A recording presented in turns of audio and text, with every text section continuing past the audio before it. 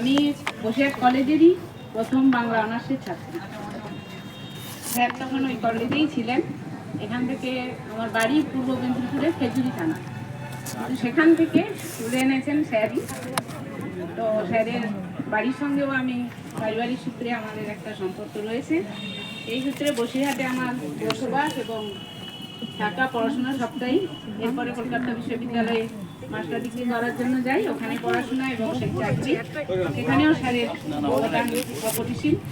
তো বর্তমানে পরিবেশ বন্ধু এবং সেন্টার ফর বায়োলজিক্যাল সায়েন্স এর সঙ্গেও যুক্ত থাকার চেষ্টা করছি।